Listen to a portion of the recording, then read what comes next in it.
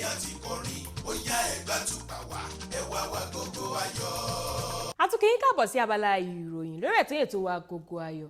Èmi ni Olúwaṣèyí Ògúnlẹ̀yẹ. Ẹ kọ́kọ́ gbọ́ kókó inú ìròyìn fún tòní. Àtẹ̀ròyìn mìíràn tún jáwé fún Mona Lisa Chinda. Ìyábọ̀ Òjó ṣetán láti pààrọ̀ orúkọ rẹ̀. Tonto Dike sọ òkò ọ̀rọ̀ sí adẹ́rìn-pòṣónú. Ìròyìn náà rèé lẹ́kùnrẹ́rẹ́.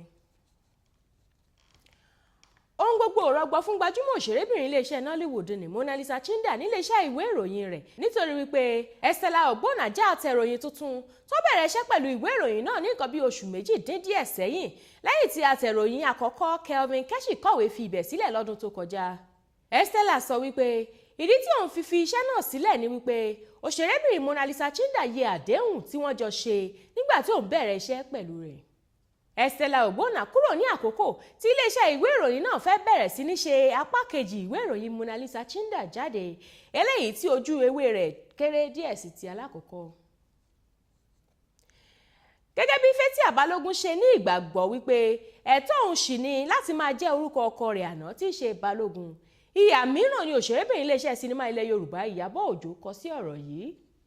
Òṣèrébìnrin náà tó pínyà pẹ̀lú bàbá àwọn ọmọ rẹ̀ méjèèjì látọdún pípẹ́ sẹ́yìn ti fi hàn wípé àsìkò ti tó fún òun láti mú ìrìn àjò òun pọ̀n kí òun sì fi orúkọ ọkọ òun àná Òjó sílẹ̀. A ò tí ì mọ orúkọ tuntun tí yóò yàn, ṣùgbọ́n ó ti kéde fún àwọn olólùfẹ́ rẹ̀ wípé òun ti ṣetán láti fi orúkọ náà sílẹ̀ o. Lẹ́yìn lọ́lọ́ yìí ni adẹ́rìn-pòṣónú orílẹ̀-èdè Nàìjíríà ní Ayọ̀ Makùn tí gbogbo ènìyàn mọ̀ sí AY dájú ara rẹ̀ lọ nígbà tó ṣe àwàdà kan nípa òṣèrébìnrin iléeṣẹ́ Nollywood Tonto Dike tí onítọ̀hún náà kò sì jẹ́ kó tutù rárá kó tó bẹ̀rẹ̀ sí ní ju oríṣiríṣi òkò ọ̀rọ̀ ńláńlá sí i padà. Níṣe ni inú bí Tonto tó ti fi ìgbà kan jẹ́ ọ̀rẹ́ tímọ́tímọ́ AY tó sì ti kópa nínú àwọn eré aláwàdà rẹ̀ kọ̀ọ̀kan látẹ̀yìnwá látàrí àwàdà tí adẹ́rìn-pòṣónú náà ṣe nípa ìrísí rẹ̀ ó sì bẹ̀rẹ̀ sí ní ju òkò ọ̀rọ̀ oríṣiríṣi tí kò ṣeé gbọ́ létí sí i. Bó tilẹ̀ jẹ́ wípé AY tọrọ àforíjì lọ́wọ́ rẹ̀ ṣùgbọ́n eléyìí kò tu òṣèrébìnrin yìí nínú rárá, níṣe ló túbọ̀ múra sí èébú bíbú náà. Àwọn rántí wípé adẹ́rìn-pòṣónú yìí kan náà kó ara rẹ̀ sí yọ́ọ́yọ́ láìpẹ́ yìí pẹ̀lú àwàdà tó ṣe nípa ìgbàlà tẹ̀mí tí òṣèré Nollywood ní Jim Iyke rí gbà níjọ Synagogue Church of All Nations tó sì jẹ́ wípé ó súré tọrọ àforíjì nígbà tí Jim Iyke fi ẹ̀hónú rẹ̀ hàn sí i tí Jim Iyke náà sì dáríjì. Ṣùgbọ́n Tonto ti fi hàn wípé ọ̀tọ̀ láyé tòun o nítorí wípé ìtọrọ àforíjì nìkan kò lè jẹ́ kí àwàdà alábùkù náà kúrò lọ́kàn òun. Èyí ni òpin ìròyìn fún tòní, ẹ tún gbọ́ kókó inú rẹ̀ lẹ́ẹ̀kan sí i.